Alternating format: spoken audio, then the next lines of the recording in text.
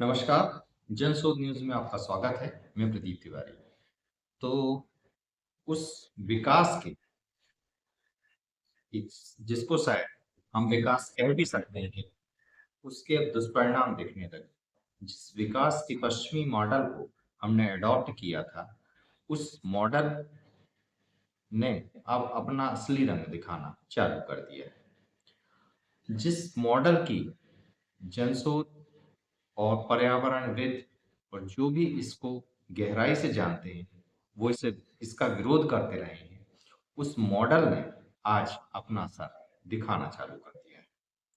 हम बात कर रहे हैं देश की राजधानी दिल्ली, भारत देश की राजधानी दिल्ली, जिसकी हवा की जो पोजीशन है, वो बेहद गंभीर स्थिति में पहुंच गई है। बहुत जहरीली हवा दिल्ली की हो चली है। एक प्रकार से पूरा दिल्ली गैस का चैम्बर बनता चला जा रहा है, जिसकी किसी को कोई चिंता नहीं है। सरकार इसके सिम्टम्स यानी लक्षण पर तो काम कर रही है, मगर इस बीमारी के इलाज के लिए कोई काम राज्य सरकारें और ना ही केंद्र सरकारें करती हुई दिखाई देती हैं। बात करते हैं दिल्ली के वर्तमान हालात की। एक्यूआई मीटर पर अगर हम जाएं तो देखेंगे कि दिल्ली लगातार एक सीवियर स्टेज पर पहुंचता चला जा रहा है। एनसीआर के कई इलाकों में हवाओं की जो स्थिति है, जो अ, उसकी एक्यूआई लेवल है, वो इतना जहरीला है कि उसे बर्दाश्त करने की क्षमता जो इंसानी फेफड़े हैं उस पर नहीं रह गई, मगर लोग फिर भी जी रहे हैं। जो डब्ल्यूएचओ के मापदंड है यानी वर्ल्ड हेल्थ ऑर्गेनाइजेशन के जो मापदंड हैं, उससे 20 से 25 गुना तक अधिक एक्यूआई लेवल दिल्ली का जा चुका है, मगर इसकी किसी को चिंता नहीं है।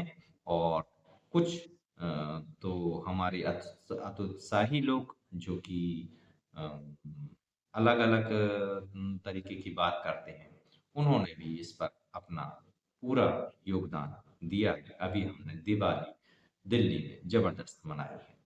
खैर, बात करते हैं हम इन एक्यूआई की।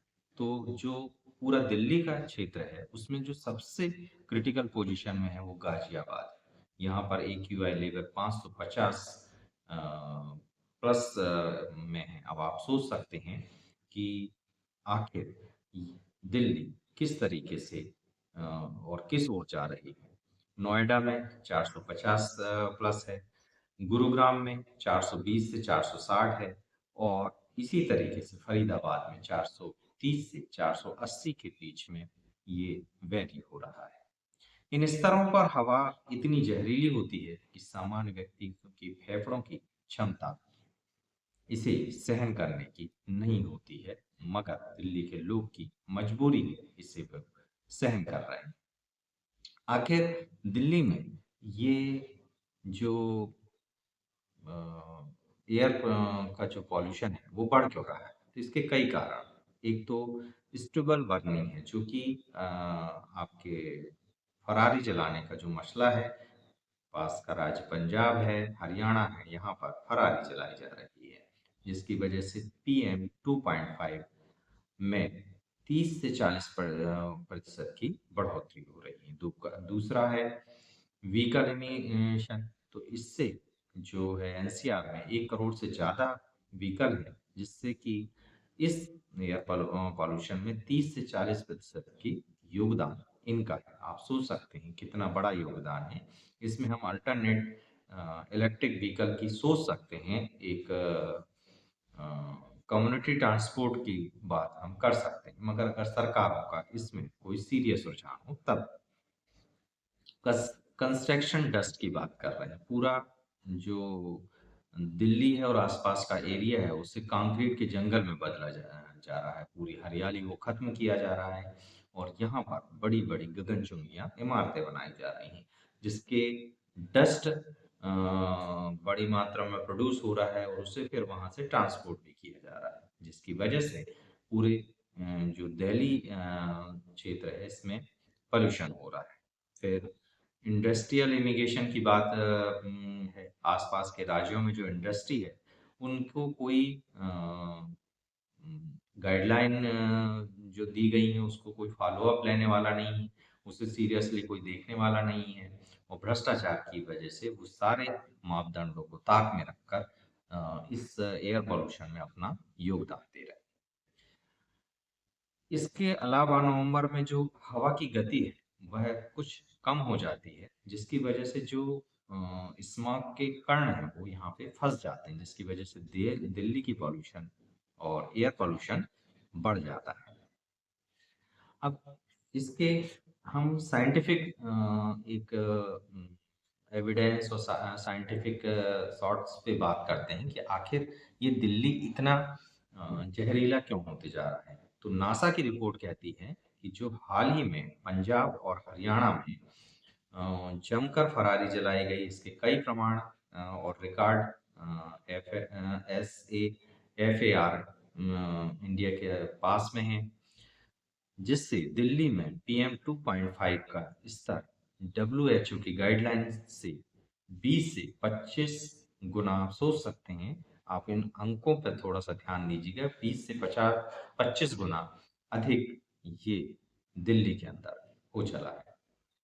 इस मार्ग में अमोनिया, एनॉक्स, बेनेजेन और फॉर्मेट साइड जैसे जहरीले केमिकल जो हैं वो बहुत उस मात्रा में दिल्ली की हवाओं में है।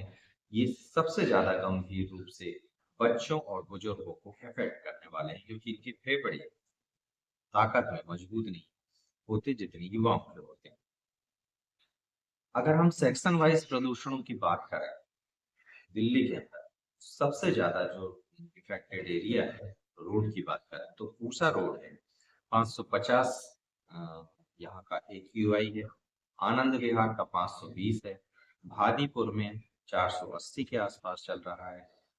रोहिणी में 470 और दिल्ली यूपी बॉर्डर क्षेत्र में 500 प्लस पर यह आंकड़ा चल रहा है। आप सोच सकते हैं कि दिल्ली की हवाएं कितनी गंभीर स्थिति में पहुंच गई। इस जगहों पर सुबह और रात में एयर क्वालिटी और भी खराब हो जाती है। जिस समय की लोग घूमने निकलते हैं, मॉर्निंग वॉक में निकलते हैं, उस समय की पॉल्यूशन, जो एयर पॉल्यूशन है वो सबसे अधिक होता है। अब इन सब बातों का लोगों पर क्या प्रभाव पड़ने वाला है या कुछ पड़ने वाला भी है या नहीं, इसको थोड़ा तफ्तीश से समझते हैं। तो जो इन दिल्ली और एनसीआर की हवाओं में जो खुला जहर है, इसका सीधा असर लोगों की सेहत पर पड़ रहा है। उनकी आंखों पर जलन, उनके फेफड़ों की समस्या, दमे की समस्या, ब्लड प्रेशर बढ़ना और इवन कुछ मामलों में डायबिटीज तक होना, इस सारी जो समस्या की जड़ है वो वहाँ दिल्ली का एयर पॉल्यूशन है। सांस की सबसे अधिक समस्या आज दिल्ली के लोग भुगत रहे हैं। खासकर बच्चे में यह दिक्कत 3 गुनी बढ़ गई है। बुजुर्गों में अस्थमा और जैसे जो बीमारियां हैं वो 4 गुना ज्यादा बढ़ गई हैं। और PM5 की वजह से जीवन प्रत्याशा 9.7 साल कम हो गई, यानी एज जो है, लिविंग एज है, वो कम हो गई है। अब इसमें सरकारें क्या कर रही हैं? तो सरकारें फिलहाल दिल्ली की हो चाहे कैंसर का हो, फौरी राहत का काम कर रही हैं। क्या कर रही हैं? ग्रैप स्टेज 4 लागू कर दिया गया है। स्कूलों में कुछ समय छुट्टी रख दी जाती है। कंस्ट्रक्शन पर कुछ जगह रोक लगा दी जाती है। ऑड इवन प्रयोग कर लिया जाता है और एंटी स्मॉग गन, यानी जल की एक भार वाली जो एक गाड़ी है उसे इस्तेमाल में किया जाता है। मतलब लक्षणों पर काम, बीमारी पर कहीं कोई काम होता दिखाई नहीं देता। अब इसके समाधान क्या हो सकते हैं? जो समस्या है उस पर समाधान पर बात करते हैं कि आखिर क्या कर सकती है सरकार। तो सबसे बड़ी बात तो पूरे जो एनसीआर एरिया है दिल्ली का, उसे ग्रीन ट्रांजेक्शन में चेंज कर सकती है। इलेक्ट्रिक जो वाहन है उसको प्रोड्यूस वो कर सकती है। उसके लिए चाहे योजना निकाल सकती है, फाइनेंस की सब्सिडी दे सकती है, और भी बहुत से ऑप्शन इस पर हो सकते हैं। इलेक्ट्रिक पब्लिक ट्रांसपोर्ट बढ़ा सकती है, वो तो सरकार के हाथ में ही है, वो सीधे कर सकती है, पैसा भी है सरकार के पास में। किसानों को फरारी जलाने के लिए जो ये काम करते हैं उसको रोकने के लिए वो एक ऐसी आर्थिक पैकेज वो कर सकती है और उनसे डायरेक्ट जो फरारी है वो खरीद सकती है। इंडस्ट्री पर मॉनिटरिंग को तगड़ी कर सकती है, जिससे कि वो एयर पॉल्यूशन के मामले में सख्ती से काम करें। इसके अलावा जंगलों का जो कि बेसिक और हमेशा कारगर उपाय है, जंगलों को बढ़ाया जा सकता है, जिसकी गुंजाइश कहीं दिल्ली में दिखाई नहीं देती। मगर अगर ऐसे सरकार रुचि लेकर करती है तो ये सबसे तगड़ा प्रहार एयर पोल्यूशन की प्रॉब्लम का हो सकता है।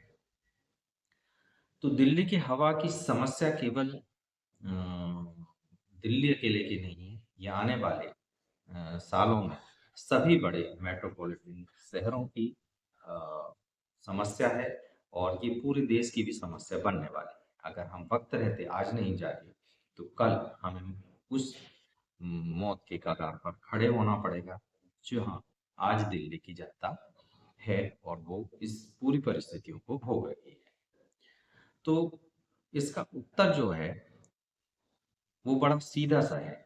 जितनी जल्दी सरकारें जागकर और नागरिक जागकर इस समस्या पर कड़े कदम उठा लेंगे, उतनी ही जल्दी हम गैस चैम्बर के बनते शहरों से उभर जाएंगे।